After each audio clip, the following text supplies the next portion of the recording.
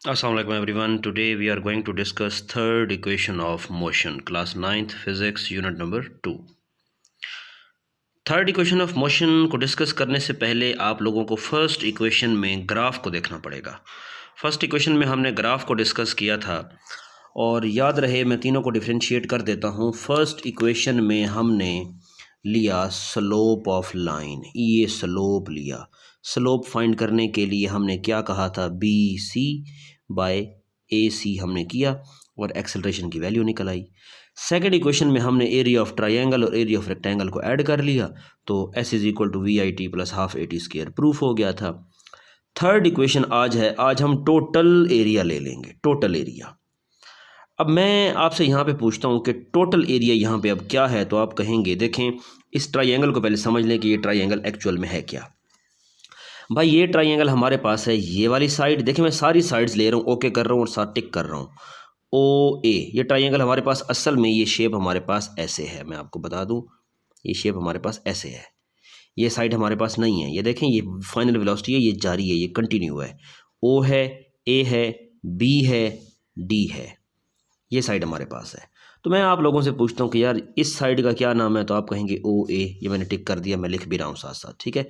ये ओ ए प्लस इस पूरी साइड का नाम बताएं, बी डी, ये पूरी साइड मेरे पास आ गई, ये आ गई बी डी।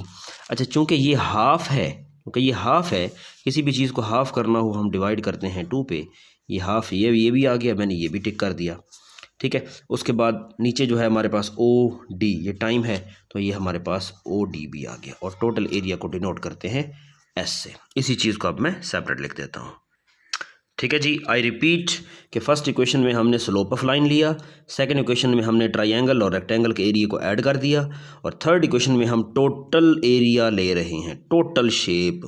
अब टोटल शेप में हमारे पास कुछ साइड्स हैं, तो मैं बता देता हूँ। हमारे पास साइड्स ओ ए हैं, ये लिख दिया मैंने, ये पूरा बी से डी तक ये आ गया, क्योंकि ये साइड हाफ थी तो हमने डिवाइडिंग बाय 2 कर दिया, और ओ डी ये आ गया ओ डी, ठीक है। इसी चीज़ को मैंने यहाँ पे लिख दिया। अब आप देखें कि कोई चीज़ अगर नीचे है वो मल्टीप्लाई हो रही है, तो जब 2 मल्टीप्लाई एस से होगा तो ये बन जाएगा क्रॉस मल्टीप्लाई में ये 2s हो जाएगा, और हमारे पास क्या आ जाएगा ओ ए प्लस बी डी, और इनटू में हमारे पास खड़ा है ओ डी। ओके जी। अब गौर से देखें जी, जो चीज़ हमने प्रूफ करनी है वो है 2as, एक्सेलरेशन चाहिए तो 2s है, हमें तो यहाँ पे एक्सेलरेशन चाहिए। तो फर्स्ट इक्वेशन में वापस चले जाएं। फर्स्ट इक्वेशन में आप लोग जानते थे कि हमारे पास वैल्यू आई थी बी सी बाय ए सी, बी सी बाय ए सी। बी सी की वैल्यू हमारे पास क्या थी, मैं आप लोगों को दिखा देता हूँ दोबारा। ये देखें बी सी की वैल्यू 80 है, ये हमारे पास 80 आ गया, और ए सी, ए से सी तक हमारे पास वैल्यू यहाँ पे नहीं है, लेकिन ये किसके कॉरस्पॉन्डिंग है, ये किसके कॉरस्पॉन्डिंग है, देखें ए से सी तक वैल्यू हमारे पास यहाँ पे नहीं है, लेकिन ये किसके कॉरस्पॉन्डिंग है, ये टाइम के कॉरस्पॉन्डिंग है, ठीक है। जिस तरह ये टुकड़ा वी आई है तो सामने वाला भी वी आई होगा, और ये अगर हमारे पास नहीं है तो हम उसके सामने देखेंगे ये कितना होगा, टी। तो ये हमारे पास ए सी कितना आ गया, ये भी टी आ गया, टी से टी कैंसिल हो गया, तो हमारे पास बच गया एक्सेलरेशन। अच्छा अगली चीज़ ये देखें कि चूँकि मैंने ओ डी को कैंसिल करना है यहाँ से, और यहाँ मैंने एक्सेलरेशन भी लाना है, देखें ना, मुझे एक्सेलरेशन चाहिए। प्रूफ में देखें हमें 2as चाहिए, यहाँ एक्सेलरेशन लाना है और यहाँ ओ डी को ख़त्म करना है, तो क्या इस नीचे वाले ए सी की जगह मैं ओ डी लिख सकता हूँ? क्यों भाई, ए सी किसके सामने, ए सी किसका कॉरस्पॉन्डिंग है, ए सी किसका कॉरस्पॉन्डिंग है, ओ डी का। तो जितना ये होगा उतना ही ये होगा, ठीक है। तो ए सी की जगह मैं ओ डी लिख सकता हूँ, तो मैं यहाँ पे लिखूँगा multiply by B C over O D on both sides. मैं लिख देता हूँ, देखें जी मैंने B C over O D को बोथ साइड मल्टीप्लाई कर दिया, ये देखें हमारे पास ये 2s एज इट इज़ आ गया। मैंने कहा B C over O D को बोथ साइड मल्टीप्लाई कर दो, ये देखें B C over O D को मैंने इधर भी मल्टीप्लाई कर दिया, और ये सारी चीज़ मैंने ये वैसे लिख दी, और B C over O D को मैंने इधर भी मल्टीप्लाई कर दिया। अगेन मैं आप लोगों को बता रहा हूँ कि हमें यहाँ चाहिए था 2as, हमारे पास 2s था, हमें एक्सेलरेशन लाना था। तो देखें इस सारे की वैल्यू एक्सेलरेशन है, इस सारे की वैल्यू एक्सेलरेशन है, और ये हमारे पास 2s आ रहा है। इसकी वैल्यू एक्सेलरेशन कैसे है, आप लोग गौर से देखिएगा। हमने लिखा है B C by O D, B C by O D. देखें बी से सी तक हमारे पास वैल्यू कितनी है, अब गौर से देखें, बी से सी तक हमारे पास कितनी वैल्यू है, ए टी, ये आ गया A T by O D, ठीक है, ओ से डी तक कितनी वैल्यू है टाइम, तो ये हमारे पास आ गया टाइम, और टाइम से टाइम कैंसिल, तो एक्सेलरेशन बच नहीं रहा हमारे पास, तो B C over O D की वैल्यू कितनी है हमारे पास, एक्सेलरेशन है। तो ये हमारे पास एक्सेलरेशन आ गया, और ये हमारे पास 2s का 2s आ रहा है, और 2s a से मल्टीप्लाई होगा तो बन गया ना 2as हमारे पास, ठीक है, ये चीज़ आ गई। अब देखिए हमारे पास आगे है हमारे पास ओ ए प्लस का बी डी, और फिर वही फर्स्ट इक्वेशन वाली चीज़, ओ डी से O D cancel, first equation वाली चीज़ हमारे पास बच गई बी सी। अब मैं अगेन आप लोगों से पूछता हूँ, देखें जी गौर से देखें, वही फर्स्ट इक्वेशन वाली चीज़ ये बी सी है मुझे चाहिए, तो इस पूरी लाइन को उठा के मैंने यहाँ पे लिख दिया, ये देखें बी सी डी, ये पूरी लाइन मैंने उठा के यहाँ पे रख दी है, ठीक है।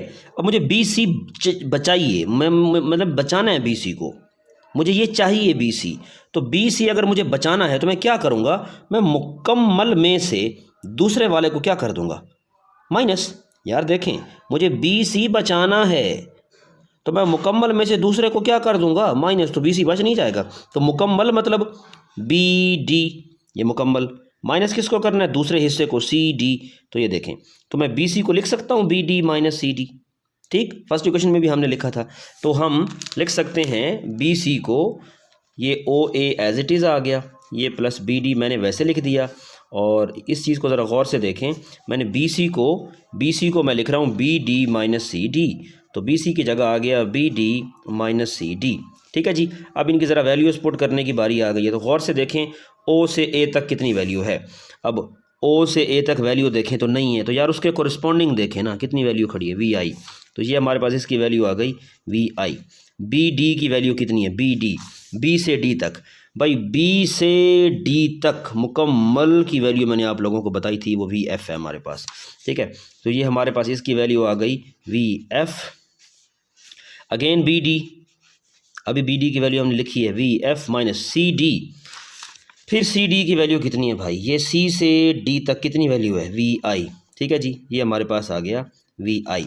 अगर आप गौर से देखें तो हम अगर इस प्लस वाले को तरतीब लगा सकते हैं, ऐसे लिखा हो इसको हम यूँ लिख दें कि प्लस वी एफ पहले और प्लस वी आई बाद में, को साइन चेंज होगा नहीं, क्यों, इक्वल के उधर से इधर से तो नहीं आ रहा, साइड चेंज हो तो साइन चेंज होते हैं, सिर्फ जगह चेंज होने से साइन चेंज नहीं होते, तो वी एफ पहले आ गया, वी आई बाद में चला गया, तो ये आ गया, और सामने हमारे पास है वी एफ माइनस वी आई। अगर आप गौर करें तो आपका एक फार्मूला बन रहा है ए प्लस बी और ए माइनस बी, किसके इक्वल होता है, ए प्लस बी और ए माइनस बी, ए स्केयर यानी पहले का स्केयर माइनस बी स्केयर यानी दूसरे का स्केयर। तो ये आपकी इक्वेशन थी जो हमें चाहिए थी, 2as is equal to V F square minus V I square, ये हमें चाहिए थी।